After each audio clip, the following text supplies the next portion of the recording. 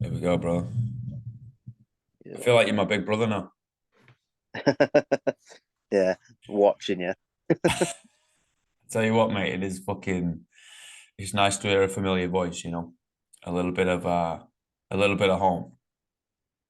Yeah, I think that sometimes, when you've been away, or especially when I lived in Germany, God, my accent changed so much because you have to speak properly, So like I speak quick, so my accent Yeah. for Germans, they were like, "What you saying? What?"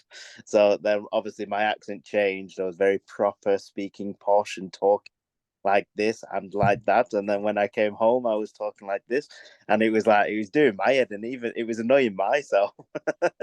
So I can Mate, see, that video of Joey Barton and whoever it was accent changed in a media press conference. I can see why.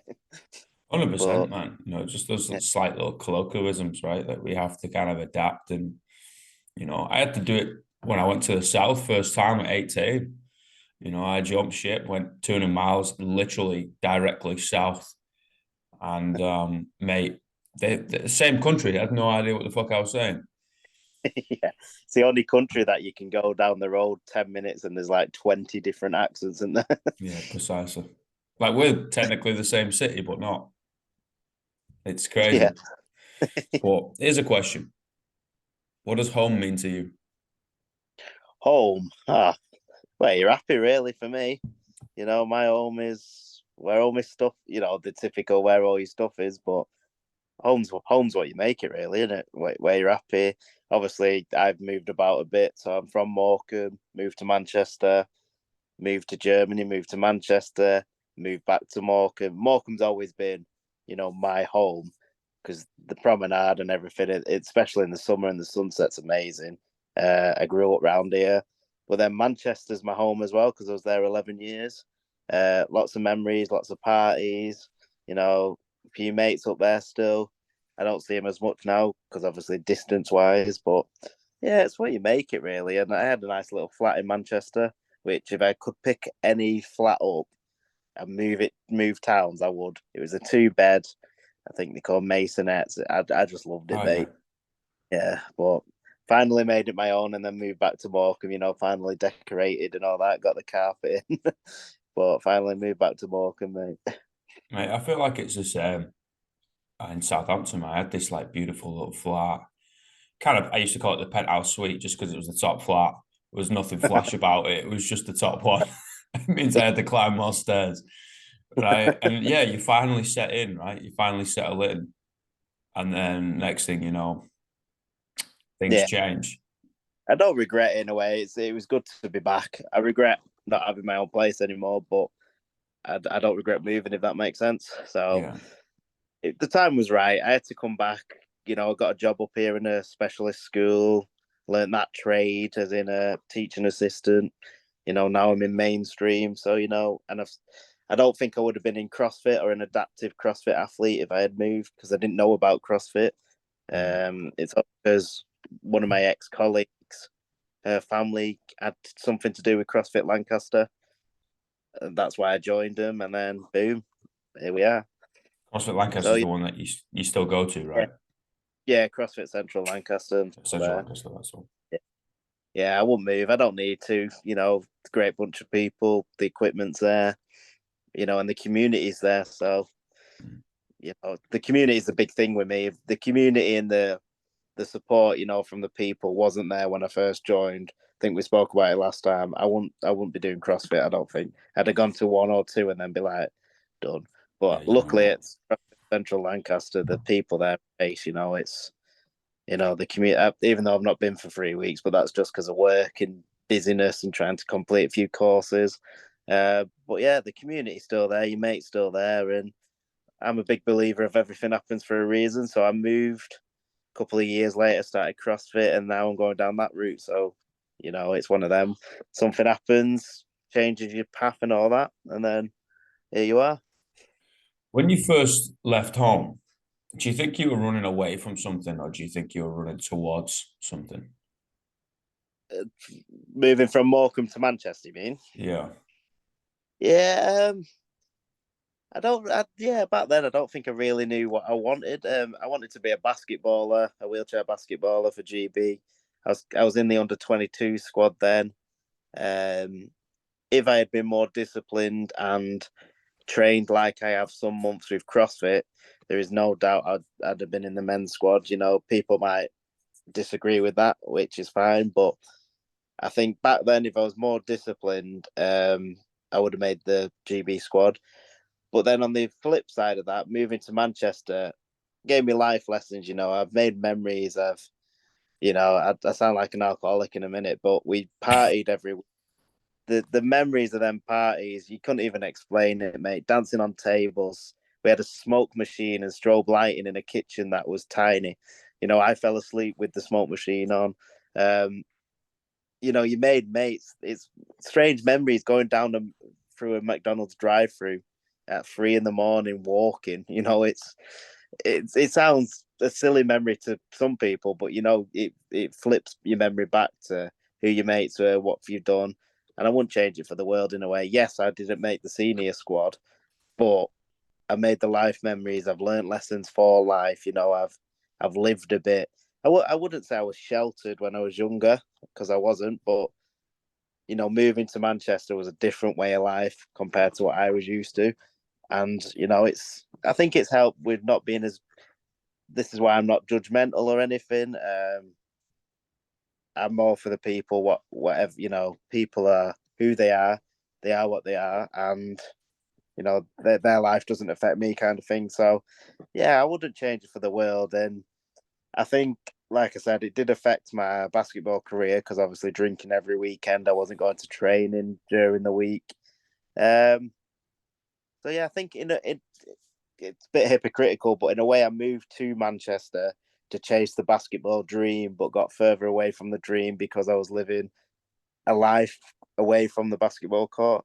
Um, but that old saying, if I knew now what I knew then, it'd be completely different. I'd be more disciplined back then. If you could turn back time, but you can't. So, in a way, I've represented GB under 22 level. My only regret, in a way, and I wouldn't say it's a regret, not representing the senior squad, but I was around the senior squad. I was at camps, for the run up to 2012.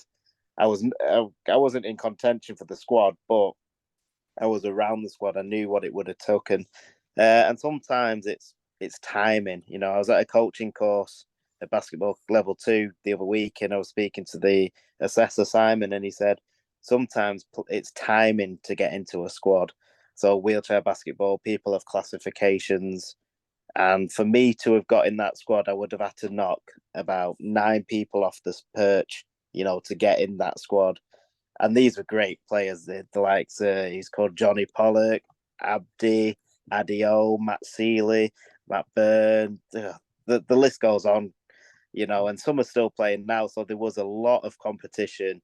And, when you're 18, it's hard to be, I want to play basketball when my mates are going out. My mates want to do this, and I don't blame my mates one bit, because I'm my own person.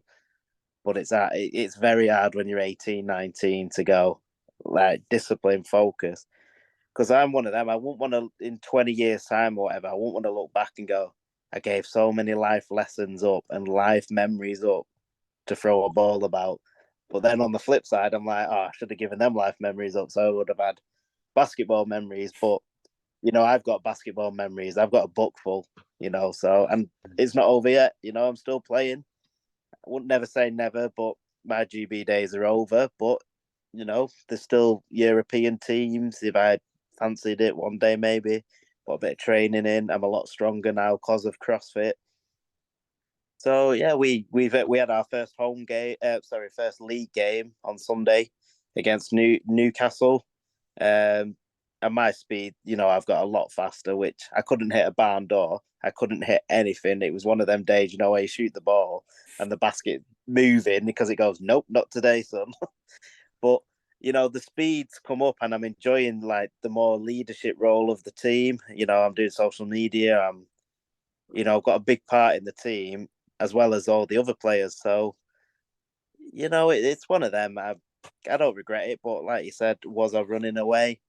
I don't think I was running away from anything particular. I think I was running towards and exploring kind of thing. Mm. I think quite a lot about having to make quite life altering decisions quite young, right? Academics is one, pursuing sport is another, and we kind of place a lot of weight on 18-year-old shoulders, 17-year-old shoulders, right? Like going back to school, right? And you're like, well, you got to choose your subjects for GCSE. Okay, cool. Some kids are choosing their subjects at 14. Yeah, I mean, GCSE, what does it really fucking matter? For all non Brits, that's the exams you do at 16. So we leave school at 16. It's like, what does it really matter? Not a great deal, but you still have to make those choices. And I think sprinkling in those choices is a good thing. I really do. Where I'm getting to this point is we then get to 18, right? And they're like, cool, go out into the world, fuck off, go figure it out. And a lot of us get funneled into another institution, whether that's university, whether that's, sport. And I think we need some sort of transition period where, you might do your GCSEs at 15, 16, and then college, 17, 18, you have to go do something vocationally, or you have to yeah, go volunteer, or you have to go play a sport, or you have to go fucking do X, Y, Z. And it slowly sprinkles in that those lessons of responsibility. We see it time and time again of people in academics who have been solely focused, and they get to the university and you're like, well done, mate, thumbs up, and they just go off their fucking rocker, right? And then they have like basically a mental health crisis because they're like, fuck, what do I do? Same with the athletes, right? They fuck off school, they go hard into sport, they get all the way there, might get an injury, whatever. That's their whole identity. It gets stripped away. Like, what the fuck do I do now? It's like, well, that's a good yeah. So, question. yeah, it's the same with me with basketball because especially high school, it was GB. I was getting what I want to be GB. Yeah. These days, a whole completely different setup now. There's part of the universities. There's more pathways to get in, especially when you're 18, 19. If you go into uni, the training at a uni GB, so you can go to that uni. It works around your uh, what do you Schedule. call it? Yeah, the schedule that you study in. So Yeah. I do honestly believe if I was 16 now, 17, knowing what I know now, I know it's one of them. If I knew what I knew now, I'd be in the squad. Um, but like I said, I'm grateful that I was in the GB under 22. But it's amazing, like you said, you go down this one route, and then other avenues open up. So I was playing basketball, and then Josie, who was my coach, she passed away. Kind of basketball didn't have a meaning for a good year and a half, and then with sport and CrossFit and training, a year and a half's a long time. And then so I wasn't really bothered about GB anymore. So like you said, it's amazing how much your roads change as you're aiming for one particular destination, I suppose. Hmm. Um, so I never thought I'd work in a school, but I'm just got a new job in a new school. I do CrossFit. If you had asked me, I think I said this last time, if you asked me 2, 3 years ago, would I be going to the gym every day? I'd laugh your head off. Even when I was a basketballer, I wasn't doing the S&C stuff. I was just playing basketball on court. So yeah, my whole mindset of fitness has changed because I love it.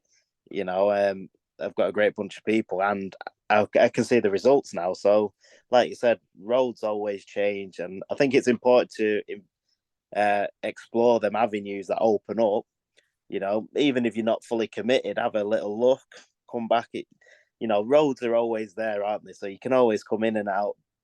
In my opinion, anyway. Yeah, mate, that's perfect. I think you hit the nail on the head, man. We have to do multiple different shit. Yeah, Like just try different things. Try it for a day or try it for fucking 10 years. It doesn't matter, yeah, because I think those skills that we learn are not conditional to the environment in which we learn them, right? Like you went to Manchester, you came out of sport a little bit, you went into basically just socializing and being with people. Yeah, but you can't quite define those lessons, those soft skills, and now you can communicate with one another a little bit better. I think we just have to go do random shit. I think some of the wisest individuals I've ever had the pleasure of meeting, whether it's virtually, whether it's rubbing shoulders, whether it's coaching, whether it's coaching under them, whatever, doesn't matter. They have done wild things and lived a fucking crazy life. Yeah, It's like, what do you mean you ended up in like Azerbaijan, selling coconuts, like something random. It's like, oh yeah, well, this kind of somehow fell in my lap. I said yes. I figured out how to do it. I kept going. I ran out of money. I was like, fuck, what am I supposed to do now? Cool. I started being a hammer hand, and it's like no job is beneath you because of the qualifications we've ended up gathering. Just because you got a degree or you've been in a CEO or you've been a head coach somewhere doesn't mean you can't clean the toilets. And it doesn't mean that you can't learn lessons while cleaning said toilets. yeah, exactly. And to me, what I've learned over the last year is you don't owe anything to a job either, or a job doesn't owe you. You know, Yeah. I was in a job that I loved for 5 years, and then it all just, one thing after another, and it was the right time to move. And you could be there 12 hours a day, and it wouldn't matter because there's a thing on Facebook. I'm not going to try and quote because I can't remember, but they would a workplace would replace you within a day or whatever. If you didn't turn up or you weren't there. So yeah, so like you said, lessons can be learned. No jobs beneath you because like you do it at home, don't you? You clean the bathroom, you put rubbish in the bin, so and you could meet the amazing people on the way, and no matter where you're working, you could always meet that one person that could change your life, not just in like a romantic relationship, but friendship as well. You could be Yeah. friends with the randomest of people, especially in a workplace. Your best mate could be 20 years older than you, or younger than you, and you just again you're learning from each other. So yes, you've just got to take the opportunities, but explore as well and have fun and just enjoy life, kind of thing. In my Yeah. opinion. It's really wild, man. I think we overemphasize a linear path, right? Of like, hey, here's two boundaries. I'm going to squeeze those fuckers together, and you can Yep. only ever go straight. And I was like, we need to be like bowling when you put the barriers up, and then you get that Yeah. one kid that just forgets about the pins and just goes laterally, and it just ping pongs. Just fucking all the way down. Maybe you just get a gutter ball or you get one pin at the end, but it's like it will get to the end. It will just take a little longer, but it's learned some things along the way, right? And I was going to say something. Oh, I forgot my point. I do that all the time. But I think it's necessary, mate. I really Yeah. do. And it was Einstein who came up with the theory of relativity during the time he worked for the post office. And I think it's those often menial jobs, digging holes, gardening, cleaning, walking to and from work, whatever it fucking is, something that I'm like, oh, do I have to do this again? Go in the gym, right? Maybe not a workout like Fran, where it's 3 minutes long, and I've taken the pin out of the grenade and say, hey, hold on to this with your mouth. But workouts where it places you under a little bit of stress, I'm kind of moving the body a little bit, but I don't really have to think about it too much. Or walking around or cleaning, like I said, or whatever it is, it gives the mind some freedom. And I think physical adversity allows us to unlock different layers of ourselves. And then the brain's always ticking, right? Usually Yeah, a good definitely. thing or a bad thing. Like it can be both. And it's It's like this just workout, slowly digesting it. process. They trust the process in a workout. They say consistency, keep coming and you'll get the results. And that's just life. You trust the process. If one day you're in Ireland, the next day you end up in Scotland, for instance, trust the process. It's taking you somewhere. Yeah. This whole I'm not religious or anything that religious, but trust the process. Something's happening for a reason. Yeah, I completely agree, man. And sometimes you get that little voice in your head, right, that says, I'll do it later, or I'll do it tomorrow.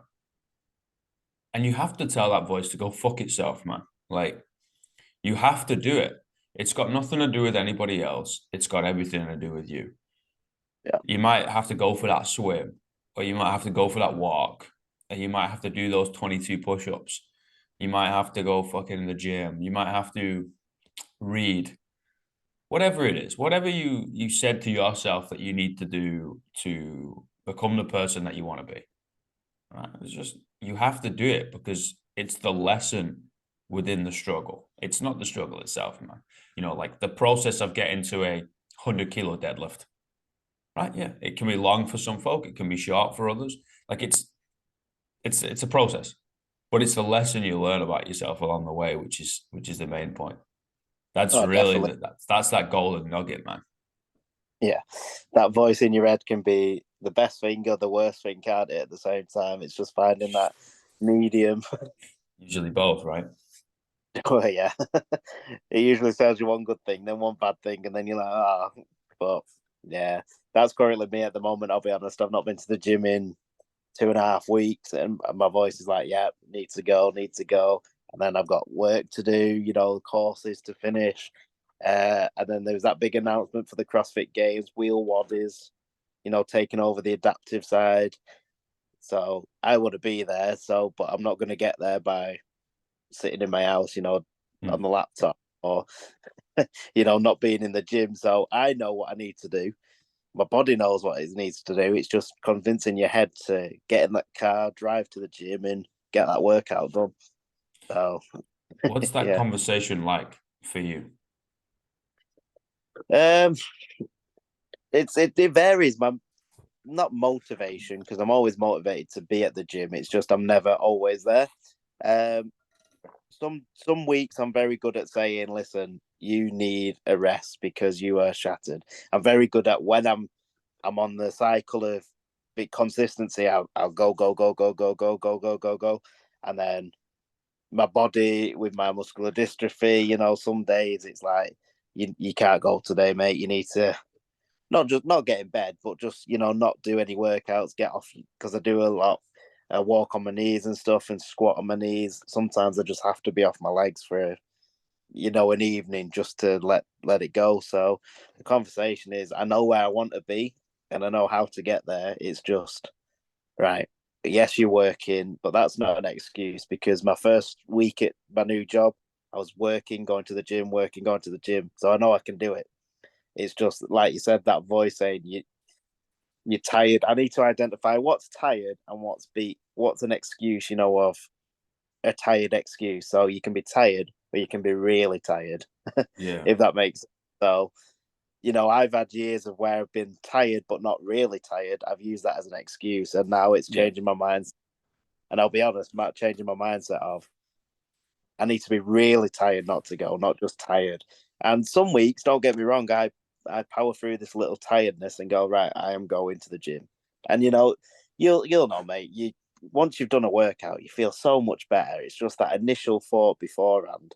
If you could have the thought after a workout before, you'd never miss a session a day Mm. at all. But yeah, I know where I need to be and what to do. It's just getting there and doing it and actually pushing myself a bit more. I've started to, with slightly heavier weights. Before then I was going really, not really light, but lighter than I could do just so I could get it done. And then a couple of weeks ago, before I had this little break, I was going heavy and really pushing myself. So actually, in a long way, my mindset has changed because I'm pushing myself. It's just I'm only pushing myself when I get to the gym. So I need to push myself to get to the gym and then push myself to keep pushing myself, on a different topic kind of thing. Yeah, man. Consistency is that secret sauce. Oh, definitely, mate. It Definitely. it really fucking is, right? I'm going to give you a teaspoon and we're going to go outside, and every day you're going to scoop up a little piece of dirt and you're going to put it from part A to part B. And we're going to go back tomorrow and we're going to do the same thing in the same hole, scoop up, putting in part B. A week goes by and you're like, I've moved 0 dirt. You're like, Yeah. well, you've not. It's just very, very small. A year goes by, you're still gonna be like, this is fucking nothing, mate. Mate, I had a 3 week consistency like every day, and it's only 3 weeks, but I could see so much difference. Like Yeah, my mate. body had, I was starting to slowly tone up, and then I've had this break. So, but then I'm not letting it go. Right, there's no point going back to try and do it. You know, I'm going to contradict myself. I've got 2 courses to finish. So I'm doing my PT course and a level 2 basketball coaching course. I need to finish off, and if I don't do it this week, it'll never get done, kind of thing. Yeah. So yeah, so this week's a write off, as in the sense of I've already planned to do the work weekend. I'm decorating my mate's house. Monday, that is my day. That is my day, and it's gonna, it is gonna happen because I can change. I can feel myself being different when I'm not in the gym. As in, I'm more snappy. I don't Yeah. sleep as well. I don't eat as well when I'm not at the gym. When I'm at the gym, I'm like, I'm training, so you're eating right, and it works. So that consistency, like you said, I could feel after 3 weeks, I was like, yeah, and then you have a little break, and then you're like, wow, you're never gonna get to where you want to be if you sat at home. So Totally. yeah, so it's just changing that mindset and like doing this with you. It motivates me again because in my head I'm like, yeah, I'll go to the gym, I'll go to the gym, but actually doing a podcast about fitness and talking and mental well-being and all that, practice what you preach, kind of thing. And I'm one of them. I wouldn't ask anyone to do something that I wouldn't do. So that's the same as telling myself, your head's going, go to the gym, but I'm like, nah. So I need to start, get that train back in motion, kind of thing. Just having a little pause in the siding, and then it's going to go back That's all on good, track. brother. Because I think, we hear it all the time. You got to strive for balance. Balance is the thing that we need. Balance creates tranquility, or whatever the fuck it says, right? You're like, yeah, yeah, I can agree with that. And to be honest, I subscribe to that school of thought as well. But I think balance is a zoomed out process. And if you actually zoom in on balance, it's a series of very unbalanced times, very Yep. unbalanced. Whether I'm always in the gym or I'm always out of the gym. And you're like, yeah, yeah. But if we zoom out across the year, we've done more than if we did 1 time a week in the gym every week, 1 time. I'm like, Definitely. you've got to look which one's more beneficial. I'm not saying go 7 days a week and then take a week off. I'm like, it's probably not wise. Let's try and squeeze in 3 times, twice, even 5, whatever works, right? But don't be afraid to do some fucking work, and you Oh, just get it done. I got to get up at 3 o'clock in the morning and you got to go do a workout because you can't make it during the day. Great. Oh, I got to stay up till 1 a.m. because I got to finish this piece of work. Great. Like, I wouldn't do that all the time, but you but have little, proven to yourself that you can do it and you, yeah, definitely. you get it done. I think it's great that we've gone down I say we, the greater we, the wider society, people, right? Of like wellness, we've got to look after ourselves. I was like, yes, I agree. But we also have to do some fucking work, Yeah, definitely. right? Like, stop talking about rest days if you haven't worked for your rest. Sometimes the job needs to get done. So figure out a way how to get it done. And then other times you have to learn how to put the pen down and have to learn how to walk away.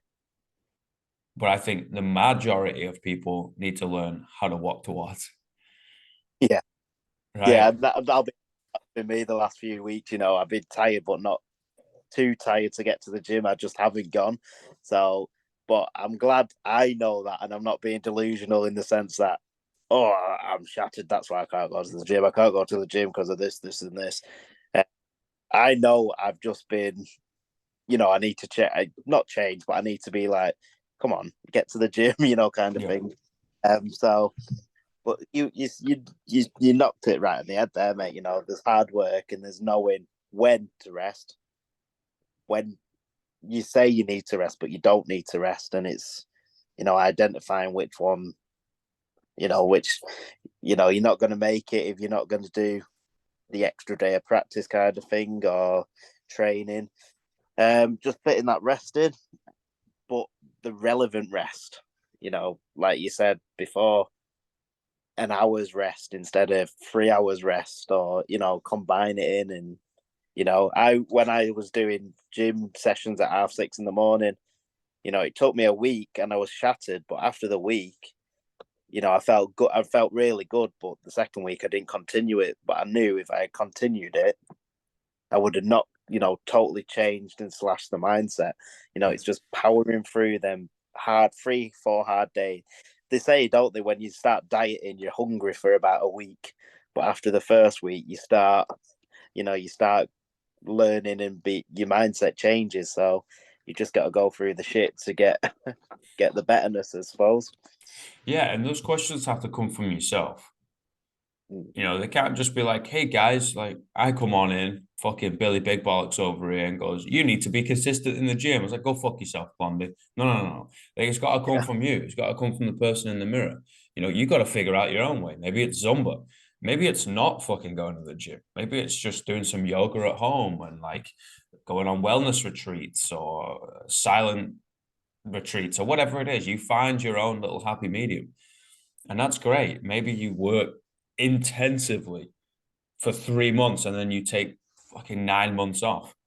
I know a lot of people who will basically work 24/7 until they feel like they're going to drop, and then they'll sleep for 2 days and then they'll get back up again and they'll do it again. I'm like, that to me sounds a little crazy, although it's not so far off. It sounds a little crazy, right? And they're like, yeah, but it works. And I was like, do you feel okay with it? Well, it's like, kind of, you're not going to feel fantastic, but I'm not mentally shutting down, not physically shutting down, socially, I'm not shutting down. You're like, huh. So that's your balance. You have found your balance by going really unbalanced here and then really unbalanced here. So going foot to the floor and then going foot completely off the pedal. You have then created some sort of medium. You're like, okay, great. Those questions need to come from ourselves. I really do believe it. We gotta have more hard conversations with yeah, and no one one's balance, first. does it? No one's balance looks the same. No. My different to yours. Yours will be different to your missus. All that. Everyone's balance is different. It's just, and again, if it makes sense to you, it doesn't have to make sense to anyone else, really, does it? You can advise. So, like you said, you saw someone do 2 weeks solid, 1 week off, kind of thing. You can advise, say, why don't you try this? But if it makes sense to them, leave them Right. to it. What Let can them will what be can we and all learn that. from it? Great. Yeah, Like how are you able to get back up, seventh day in a row and still go hard? yeah, I know I can work 24 hours in the day, but guess what? I'm not fucking inhuman. Like the next day, my productivity will be through the bloody floor, not through the roof. So it's like, I need to ease off the gas a little bit here so then I can keep it down the next day. Yeah, just little things like that. Don't be afraid to tinker around with the schedule. Don't be afraid to fuck up and don't be afraid to fail. Like, and those questions got to come from yourself first. I really, really, really bloody believe it, no, I agree, mate, completely. It's mate. all about your accountability, as they say, and ask yourself, because no one else is got. People can shout and bawl in your face, say, do it, do it, do it, but but the other side, you can always say no to something. If someone says, "Oh, you Mm-hmm. need to do," no, you can No, say no.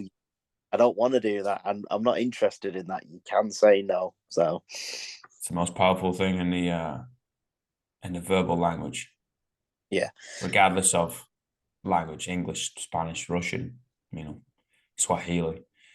The word no, yeah, yeah, one of the most powerful words. definitely. Brother, again, thank you so much, man.